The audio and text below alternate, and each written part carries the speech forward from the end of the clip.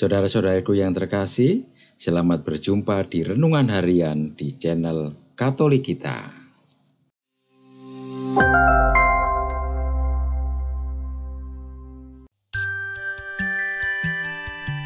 Hari ini, Minggu, 3 November 2024. Hari Minggu biasa ke-31. Bacaan pertama. Bacaan diambil dari kitab Ulangan, bab 6, ayat 2 sampai dengan 6.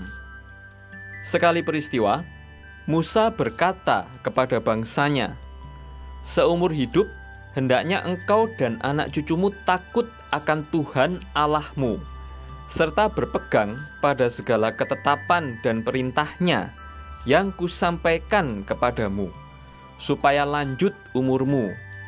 Dengarlah, hai orang Israel, lakukanlah ketetapan dan perintah itu dengan setia, supaya baiklah keadaanmu, dan supaya kamu menjadi sangat banyak, seperti yang dijanjikan Tuhan, Allah nenek moyangmu, kepadamu, di suatu negeri yang berlimpah-limpah susu dan madunya. Dengarlah, hai orang Israel, Tuhan itu Allah kita, Tuhan itu Esa. Kasihilah Tuhan Allahmu dengan segenap hati, dengan segenap jiwa, dan dengan segenap kekuatanmu. Apa yang kuperintahkan kepadamu pada hari ini, haruslah engkau perhatikan." Demikianlah sabda Tuhan. Syukur kepada Allah. Bacaan kedua. Bacaan diambil dari surat kepada orang Ibrani, bab 7, ayat 23 sampai dengan 28. Saudara-saudara, dalam jumlah yang besar, kaum Lewi telah menjadi imam, karena mereka dicegah oleh maut untuk tetap menjabat imam. Tetapi Yesus tetap selama-lamanya, maka imamatnya tidak dapat beralih kepada orang lain. Karena itu, Yesus sanggup juga menyelamatkan dengan sempurna semua orang yang demi Dia datang kepada Allah, sebab Ia hidup lestari untuk menjadi pengantara mereka.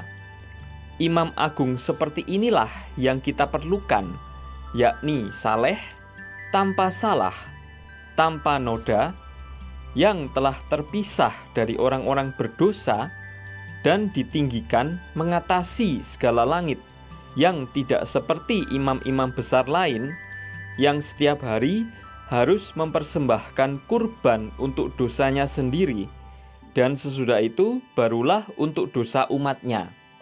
Hal itu sudah dilakukan Yesus satu kali untuk selama-lamanya, yakni ketika Ia mempersembahkan dirinya sendiri sebagai kurban.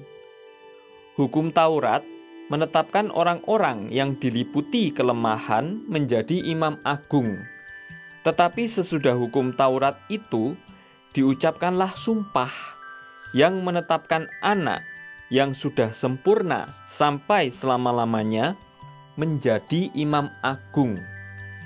Demikianlah sabda Tuhan. Syukur kepada Allah. Bacaan Injil.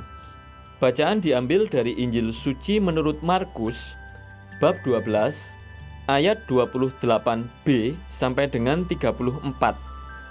Pada suatu hari, seorang ahli Taurat datang kepada Yesus dan bertanya, "Perintah manakah yang paling utama?" Yesus menjawab, "Perintah yang terutama ialah, dengarlah hai orang Israel, Tuhan Allah kita, Tuhan itu Esa. Kasihilah Tuhan Allahmu dengan segenap hatimu, dengan segenap jiwamu, dengan segenap akal budimu, dan dengan segenap kekuatanmu. Perintah yang kedua ialah, kasihilah sesamamu manusia seperti dirimu sendiri. Tidak ada perintah lain yang lebih utama daripada kedua perintah ini." Lalu kata si ahli Taurat itu kepada Yesus, "Guru, tepat sekali apa yang engkau katakan, bahwa Allah itu Esa dan tidak ada yang lain kecuali Dia. memang mengasihi Dia dengan segenap hati, dengan segenap pengertian, dan dengan segenap kekuatan, serta mengasihi sesama manusia seperti diri sendiri, jauh lebih utama daripada semua kurban bakaran dan kurban lainnya. Yesus melihat bagaimana orang itu menjawab dengan bijaksana. Lalu ia berkata, "Engkau tidak jauh dari kerajaan Allah." Sesudah itu, tidak seorang pun berani lagi menanyakan sesuatu kepada Yesus. Demikianlah sabda Tuhan. Terpujilah Kristus. Hukum yang terutama. Dalam Injil hari ini dikisahkan bahwa ada seorang ahli Taurat datang kepada Yesus dan bertanya tentang hukum mana yang terutama di dalam Taurat. Pertanyaan mengenai hukum yang paling utama dalam Taurat ini menjadi penting, karena orang bisa saja kehilangan orientasi dan melupakan mana yang paling utama dari sekian banyak hukum yang ada. Para ahli kitab suci mengatakan bahwa terdapat 613 perintah atau mitzvot dan larangan dalam hukum Taurat. Hukum tersebut terdiri dari 248 perintah positif yang boleh dilakukan dan 365 perintah negatif yang tidak boleh dilakukan. Bagi Yesus, dari sekian banyak hukum tersebut, perintah yang paling utama dan terutama ialah mengasihi Tuhan Allah dengan segenap hati dan dengan segenap jiwa dan dengan segenap akal budi. Pendapat Yesus ini sebenarnya merupakan isi dari Shema yang selalu didoakan oleh umat Israel setiap pagi dan petang, sebagaimana tertulis dalam bacaan pertama hari ini, yaitu dari Ulangan bab 6 ayat 4 sampai dengan 5.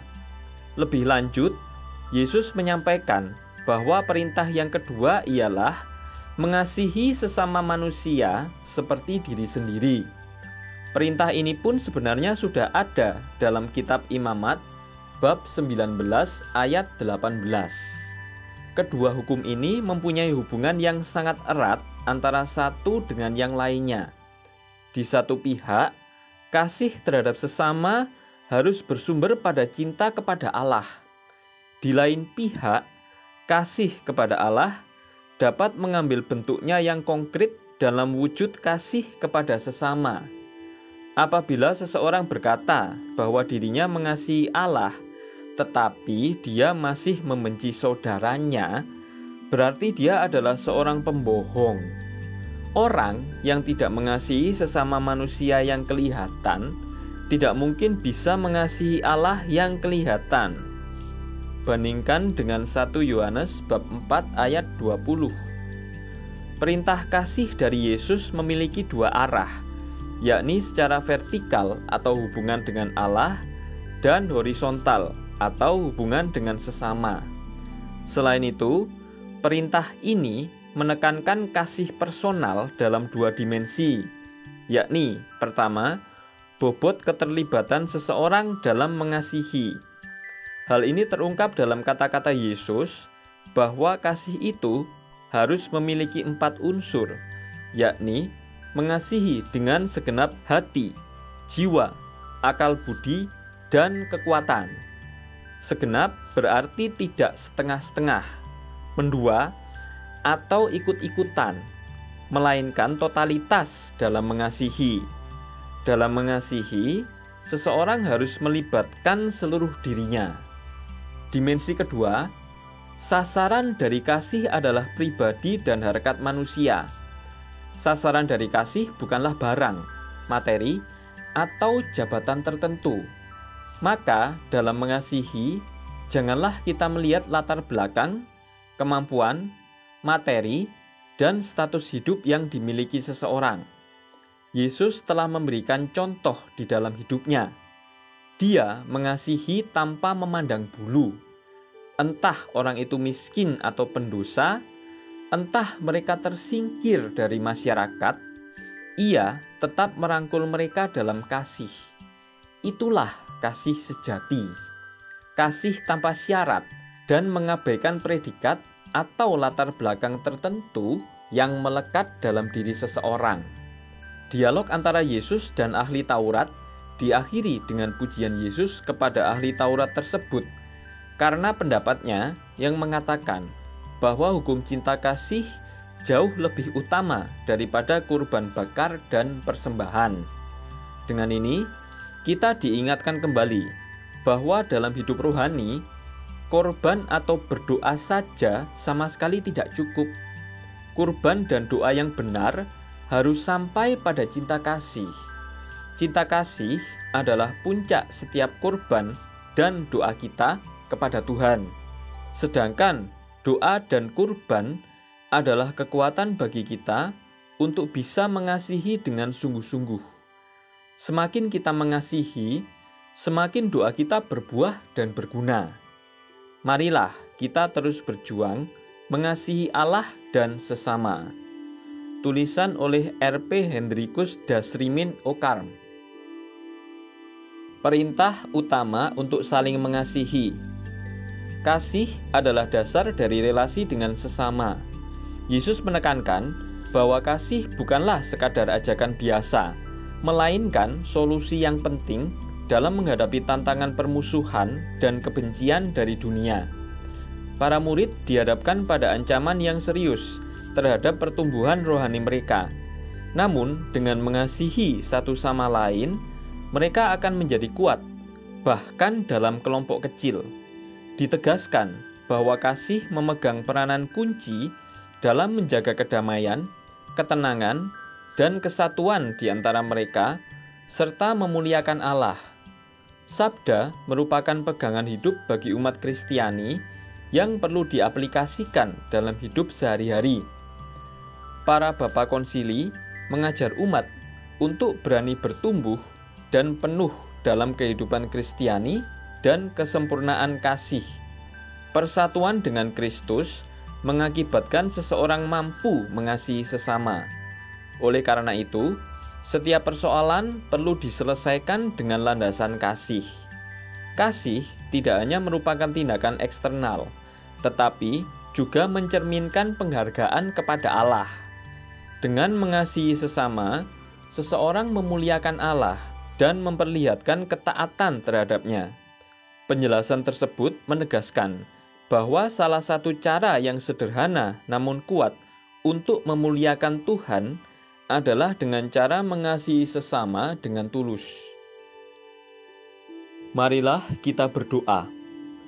Allah Bapa yang Maha Pengasih dan Penyayang, dalam cinta kasih kepadamu dan kepada sesama, Kau buka sumber kebahagiaan yang diperuntukkan bagi kami sejak diciptakan. Semoga perintah-Mu tetap menjadi pedoman hidup kami. Ajarilah kami menimba kebijaksanaan yang kami perlukan untuk dapat memasuki kerajaan-Mu dengan pengantaraan Tuhan kami, Yesus Kristus, yang hidup dan berkuasa kini dan sepanjang masa. Amin. Saudara-saudari yang terkasih, terima kasih atas kebersamaannya dalam renungan harian ini. Kita jumpa lagi di renungan harian berikutnya. Berkah dalam.